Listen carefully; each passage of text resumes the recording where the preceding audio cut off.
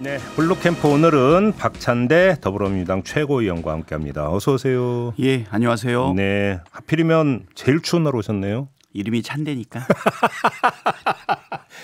아재개그예요, 그건 아재개그. 아니 그건 아니고요. 요새 네. 저기 검찰 쪽에서 네. 인사말이 찬대 조심해 이렇게.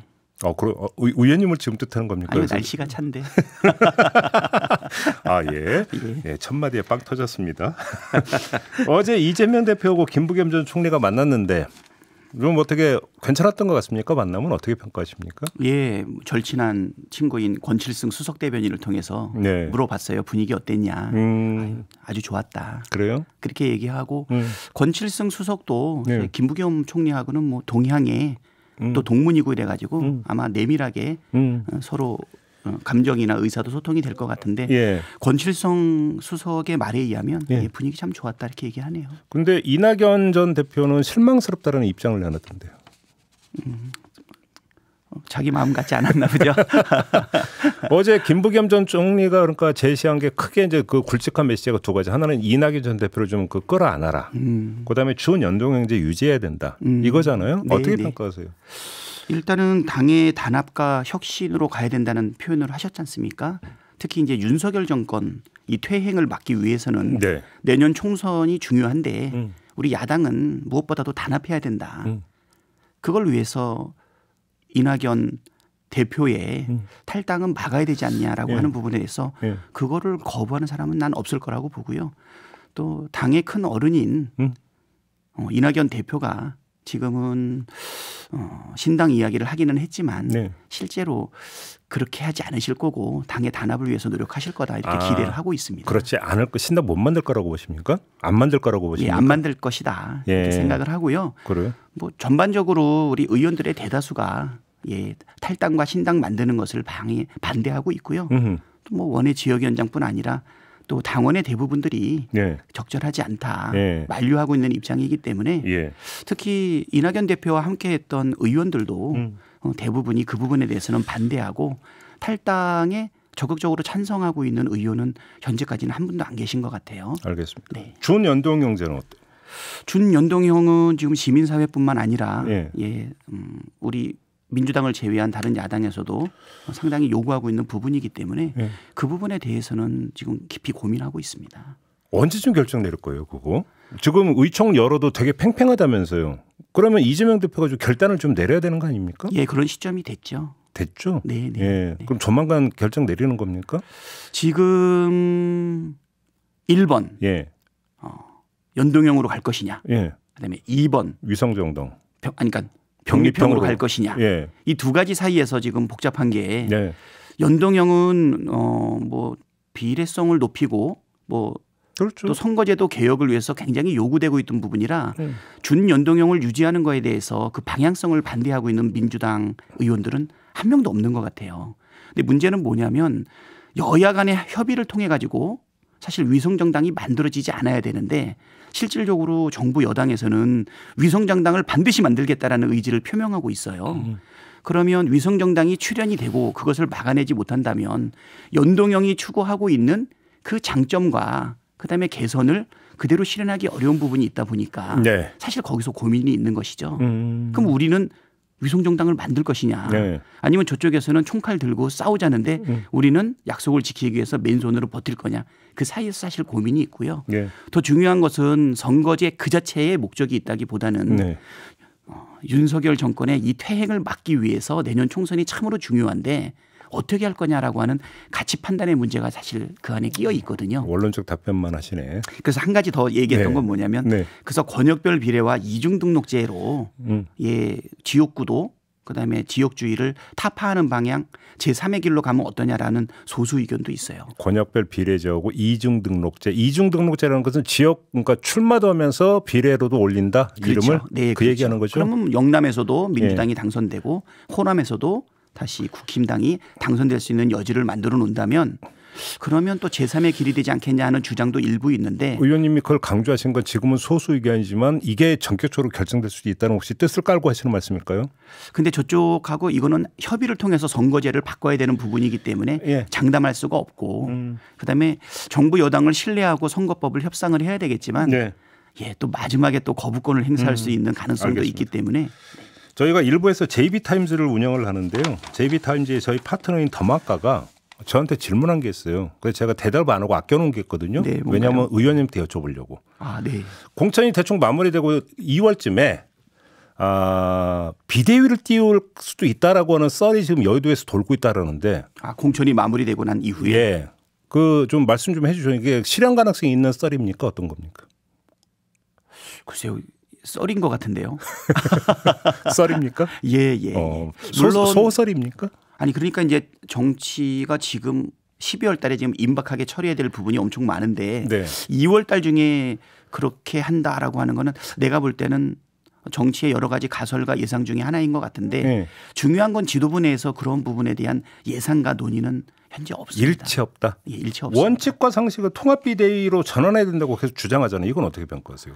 그거는 한결같이 이야기를 하고 계시는 것 같아요. 예. 원칙과 상식이라는 이름으로 모이신 네 분의 의원이 지금은 이제 그 이름으로 모여 계시지만 이재명 대표 체제가 들어서고 난 이후에 1년 6개월 동안 한결같이 이재명 대표의 퇴진과 지도부 흔들기는 지속적으로 이루어져 왔거든요.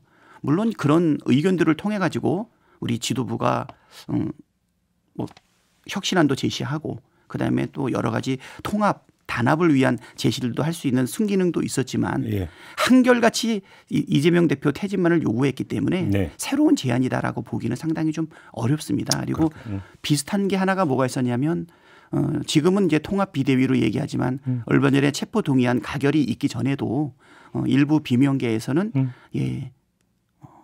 또 사퇴 주장했었으니까 비전 통합이 이런 것도 좀 요구하고 그랬었는데 그럼에도 불구하고 체포 동의안이 가결된 적이 있었거든요. 똑같은 얘기다 그 얘기죠. 예, 지금 한결같이 비슷한 얘기이긴 한데 그럼에도 불구하고 단합하기 위해서 우리가 받을 수 있는 부분은 뭔지 의중을 계속 지금 파악하고 있다. 여의도에서 돌고 있는 썰 하나 더 여쭤보겠습니다. 네. 이게 선거제하고 연결이 되는 문제인데 민주당이 병립형으로 돌고 이재명 대표가 원희룡 장관 출마를 피해서 비례로 나올 거다. 이런 썰 돌고 있는 거 들으셨죠, 의원님도? 예, 썰입니다. 근데 그거 뭐 전혀 실현 가능성이 없다고 보고요. 사실 무구 낭설입니까? 예, 그렇습니다. 그러면 아니 병립형으로 돌고 안 돌고를 떠나서 이재명 대표가 인천 계양을 해서 다시 출마하는 건 팩트입니까? 그렇게 봐도 되는 겁니까? 예, 지금 뭐 특별한 변수, 정말 예기치 못한 어떤 돌발 상황 아니면 큰 변화가 있지 않고서는 계양을 주민과 아마 약속을 지킬 거라고 생각이 되고요.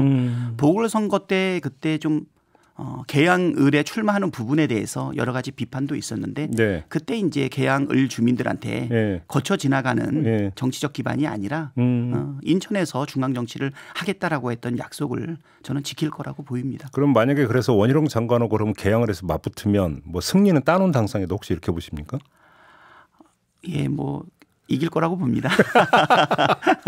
알겠습니다. 제가 볼 때는 정치적 행위를 원희룡 장관이 하고 있는 거죠. 원희룡 장관의 그런 행보는 어떻게 평가하세요? 왜 그런다고 생각하세요? 뭐 일관된 행동 아니겠습니까? 일관된? 예. 일관된다는 게 어떤 뜻이에요? 글쎄요. 뭐 진정성 있는 행동은 아니다. 그래요? 물론 안 출마한다는 얘기는 아닌데 출마할 수도 있는데 안 할 수도 있다고 보세요? 안 할 수도 있겠죠. 아, 그래요? 네.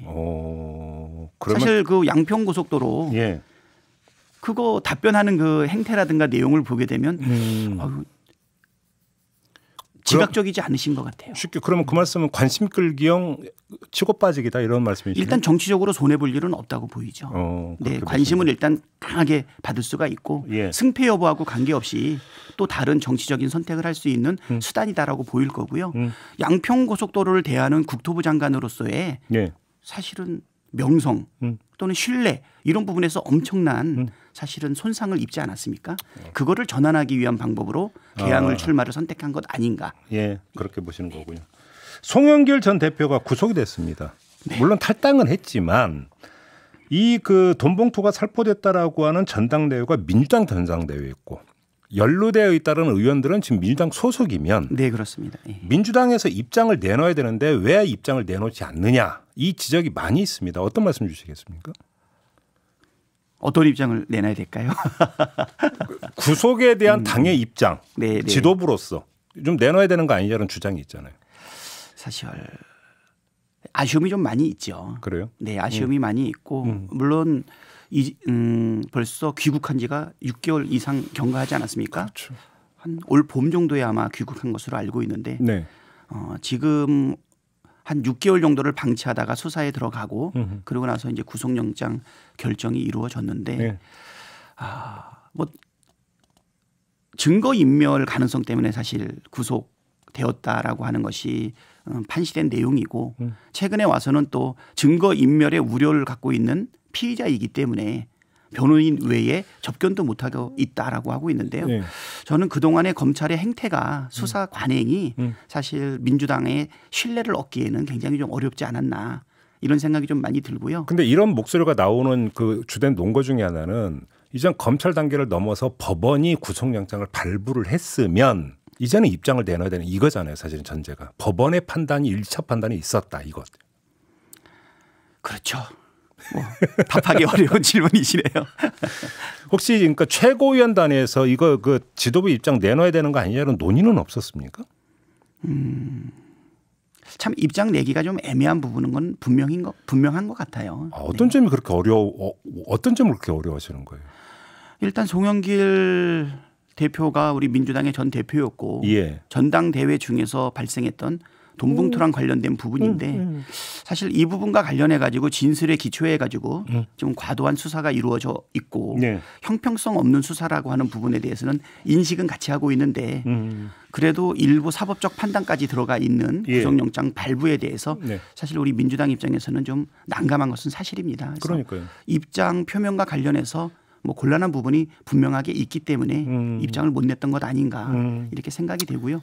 저는 개인적으로 생각할 때는 뭐 상당히 좀 안타깝습니다. 안타깝다. 네.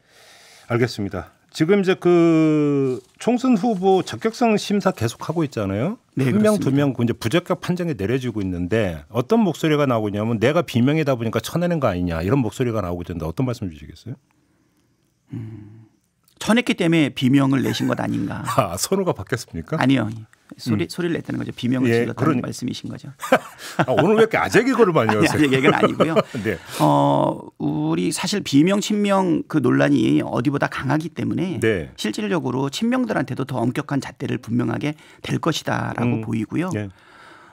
친명과 비명을 적격성 심사에 구분점으로 절대 두지 않고 있다. 진짜 친명이든 아니든 예. 친명으로 분류되는 사람들이 있다면 예. 오히려 더 엄격하게 진행을 해야 된다라고 보이고요. 네. 뭐 이재명 대표의 대변인을 했었던 분도 불미스러운 일이나 국민이 납득하기 어려운 일들이 벌어지게 된다라면 그러면 적격성 심사에서 부적격 처리되는 사례들도 많이 나올 것이다. 이경 부대변인 이번에 그 부적격 판정받고 지금 그걸 염두에 두고 하시는 말씀인가요? 뭐 그것도 하나의 사례가 될 수 예, 있겠죠. 예, 예. 네. 알겠습니다. 그럼 이재명 대표의 대변인을 지낸 사람 누구 말씀하시는 겁니까? 네, 이경 대변인이었습니다. 아, 예, 알겠습니다. 예, 안타깝죠. 다 부적격 받은 사람들 입장에서 볼 때는 어떻게 보면 거기에 인생과 목숨을 걸고 있는 상황에서 네, 네. 기회 자체가 없어진다는 것은 큰 충격이라고 생각됩니다. 국민의힘으로 좀 갈게요. 한동훈 비대위는 이제 기정사실이라고 보시죠, 의원님도. 지금 뭐 빌드업 해나가는 과정이라든가 여론, 그다음에 한동훈의 그 말, 뭐 처음부터 길이 있었냐, 뭐 이런 얘기를 보게 되면 거의 한동훈으로 가고 있는 것 아닌가. 어제 저희가 우상호 의원하고 인터뷰했는데 우상호 의원은 한동훈 장관이 비대위원장이면 땡큐지 뭐 이런 요지의 말씀을 주시는데 의원님 어떻게 판단하십니까? 검사 출신 대통령에 이어서 예. 검찰총장 출신 집권여당 대표까지 나오게 되는 것인데요. 결국 검찰 왕국이다. 네. 그리고 정권 심판론에 오히려 힘을 더 실어주지 않겠나. 그러니까 이제 우리가 이제 윤석열 정권을 검사 독재 정권으로 규정하고 있지 않습니까? 정부의 요직뿐 아니라 어떤 의사결정, 인사검증까지 모든 것을 법무부에 맡겨놨는데 네. 오히려 입법부의 정부 여당의 대표를 검사 출신 한동훈을 세웠다라고 하게 되면 오히려 선명성이 더 있기 때문에 네. 내년 총선에서 윤석열 아바타 이미지를 가지고 있는 한동훈 비대위원장 즉 국힘당 당대표에 대해서 정권 심판론에 더 힘이 실릴 거고요. 아마 그쪽에서는 구원투수로 아마 내비는 것 같은데 네. 제가 볼 땐 패전 처리하실 것 같습니다. 그 국민의힘에서는 이른바 정권 심판론에 맞불을 놓기 위한 야당 심판론, 특히 이재명 심판론의 적격이다. 한동훈 장관 이렇게 판단하고 있는 것 같은데 이 접근법은 애당초 잘못 판단한 것이다 이렇게 보십니까? 예, 야당 심판이라는 말 자체가 잘 익숙하지 않지 않습니까? 네. 정권 심판이라는 말이 익숙하죠. 야당 심판?